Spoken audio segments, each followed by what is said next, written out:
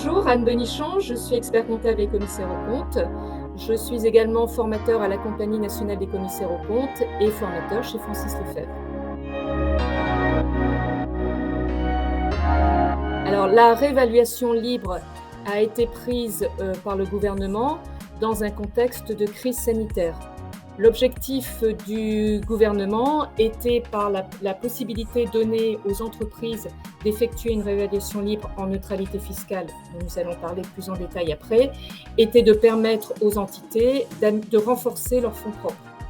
Donc, il y a lieu d'apprécier, entité par entité, l'opportunité ou pas d'avoir recours à cette possibilité, donc de faire cette réévaluation en toute neutralité fiscale.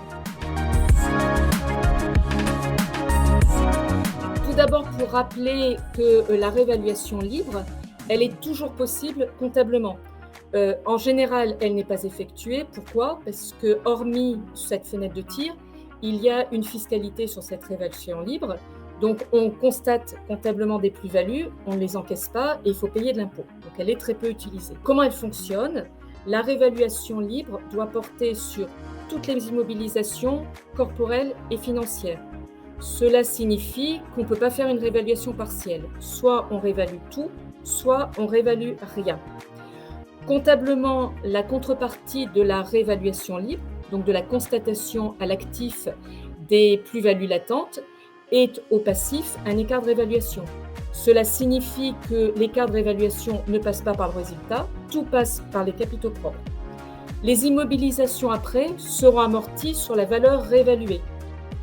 L'écart de réévaluation n'est pas distribuable dans un premier temps. Il devient distribuable et donc réimputable en réserve distribuable au fur et à mesure de la constatation du complément d'amortissement sur les immobilisations réévaluées.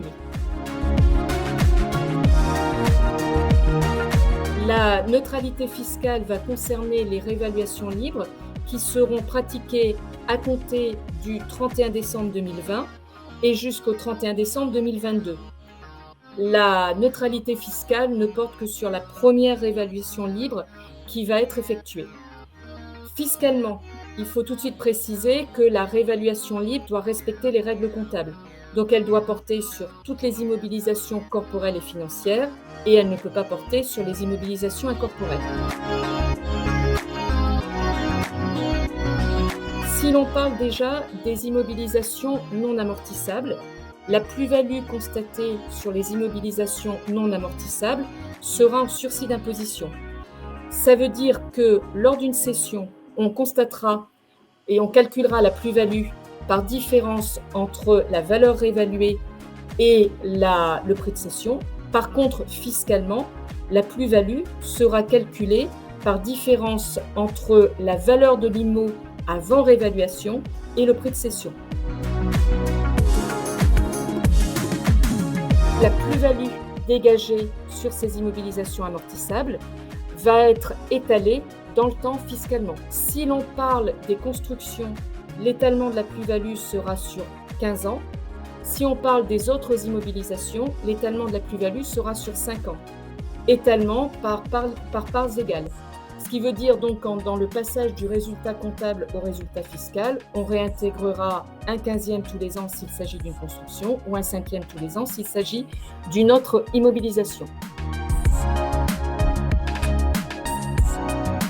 Première chose, il faut être en situation de pouvoir justifier et documenter la réévaluation. Ce qui veut dire que si on parle d'immobilisation corporelle, il faudra la plupart du temps faire intervenir un expert. Et si on parle d'immobilisation financière, il faudra vraisemblablement faire intervenir un évaluateur. Donc ça, c'est la première difficulté, d'être en situation de justifier et documenter la réévaluation. Ça ne peut pas se faire sur un coin de table. Ça, c'est la première difficulté.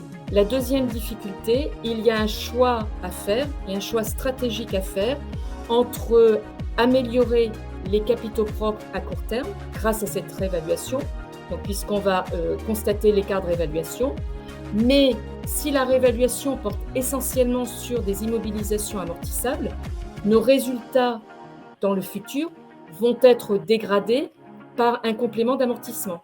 Donc il y a ce choix à faire entre l'amélioration à court terme des capitaux propres et le fait de devoir constater dans le temps des dotations aux amortissements complémentaires.